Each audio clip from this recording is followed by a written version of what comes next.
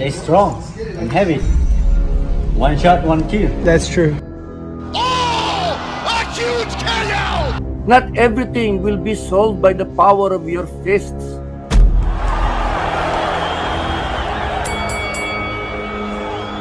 I think we're gonna move up 130. Hindi pa natin makita-kita ang totoong Mark Magsayo because of this big hindrance, because of this big problem of conditioning. Muling magpapasiklab ang eksplosibo at inaabangang boksingero, Mark Magnifico Magsayo. Hunyo ang buwang itinakda kontra sa isang contender na gutom rin magkatitulo. Pinoy kontra Mexicano muli ang masasaksihan nating tagpo. One thing that I like about him is that he moves. Oh! Avilar's hurt and down he goes! Handang-handa na nga ba talaga si Kabayan para muling maging kampiyon sa bagong dibisyon? O isang Mexicano muli ang sisira sa kanyang nabuong momentum? You know, as soon as I got on the inside, he was shutting up really quick, meaning that he was scared to find me on the inside, so that allowed me to, put more pressure. Bago natin simulan, isang 1-2 combination muna sa like and subscribe button para lagi kang updated sa mga kaabang-abang na bakbakan. It should be a stern test, but look at this from the Filipino. Mark Magsayo looking really sharp early on. Not taking a lot of... Oh! Down he goes! What a shot! This fight is over! That's it. Wow!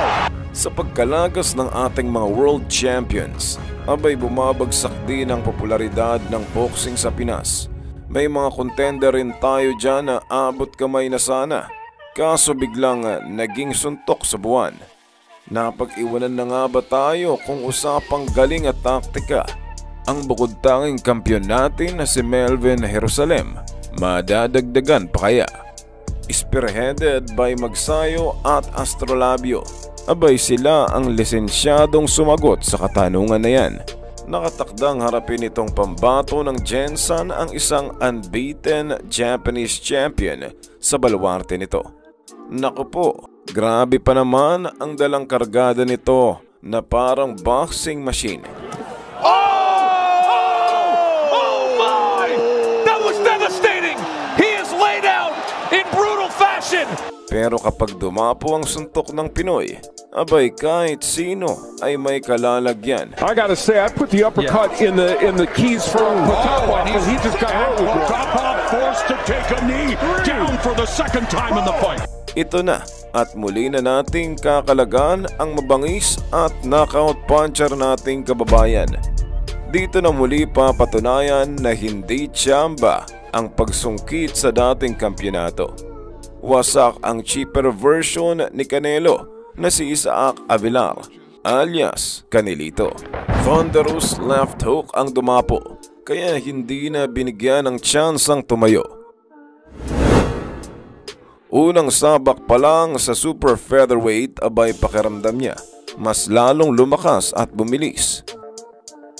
Simula amateur pa lang ay sa featherweight na siya lumalaban at tila naging dagok sa kanyang katawan. Kitang mas lumapad, mas lumaki at ramdam sa aura niya ang purong lakas ng kamao. Malay natin this year, ang sinasabi nilang tsumamba lang, abay maging ganap na 2-division world champion. All for the winner from Bohol, Philippines, Mark Magnifico! Mas naging energetic, mas sinasa at mas pinatibay ang bagong bersyon ni Magnifico. Ang natural na lakas ng magkabilang kamao, kapag dumapo abay lights out panigurado. Mga kombinasyon na nakakahindik, mapaulo o katawan. Kaya ipusta mo na pati pato, pati pata, pati papa mo. Subalit huwag natin kaligtaan na mga dugong Mexicano ang tumalo sa kanya ng sunod-sunod. Presenting Eduardo Zordito Ramirez, ang katunggaling nakaharang sa kanyang landas. Ma-overcome ba ni Magnifico ang trauma na iniwan ng mga kababayan nito? O siya mismo ang sasaboy ng asin sa sugat ni Magsayo kontra sa mga Mexicano? Gaya ng isang typical Pinoy boxer, dumaan rin ito sa hirap at boxing ang ginawang tulay maitawid lang ang pamumuhay. Literal na tulay dahil nagbo-boxing sa ilalim ng tulay nung musmus pa lang. Normal lang ito sa Mexico, kumbaga ito ang ginagawa nilang pangontra sa droga at pagkakapariwara. Kaya hindi sila nauubusan ng kampyon dahil yan sa inilaang dedikasyon. Binansagang Zordito o sa Ingles ay lefty o kaliwete.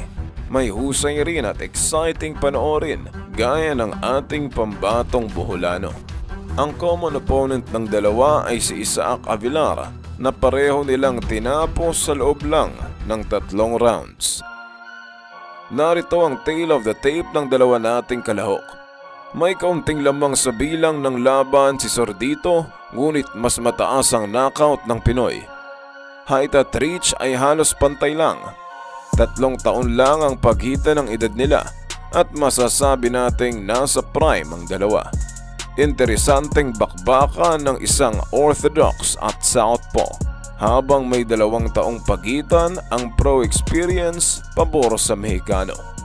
Kung usapang lakas at taktika naman, abay magandang matchup ito mga kabayan. Alam nating volume punches at kombinasyon niya ang dapat pag-ingatan ng mga kalaban. Kapag nakuha na niya ang tamang distansya at ritmo, abay kahit sino ay biglang nababahala. At syempre, ang kanyang raw power ang may pagmamalaki sa kanyang buong arsenal. Be on the lookout for the right hand. Oh, down! Good shot! 3, 4, 5. Habang si Zordito naman ay mahilig rin gumitna at makipagpalitan ng suntok. Textbook 1-2 at punching combinations rin ang notable sa kanyang arsenal. Sa labanang ito ay asahan nating maglilipara ng mga suntok. Paunahan na lang sa kung sino ang madadapuan. Kaso lang, itong Mexicano ay sobrang bukas sa counter. Abay dyan pa naman mahilig pumuntos ang Pinoy. Kapag tinamaan, kahit anong kamay ang gamit o kahit anong klaseng suntok, tiyak, mapupuruhan. Leaping left hook ang kahinaan nitong si Zordito. At matatandaang leaping left hook rin ang nagpatulog kay Avilar. Basang-basa na nga ba talaga ang galaw ni Mark at pupuntusan lang siya ni Zordito? O easy peasy at matutulog lang ito kay Magsayo? Knockout era pa naman sa panahon ngayon, kaya kapag knockout puncher na ang tumungtong ay talagang kaabang-abang. Huwag kukurap mga brad dahil sa isang iglap ay may matutulog nang wala sa oras.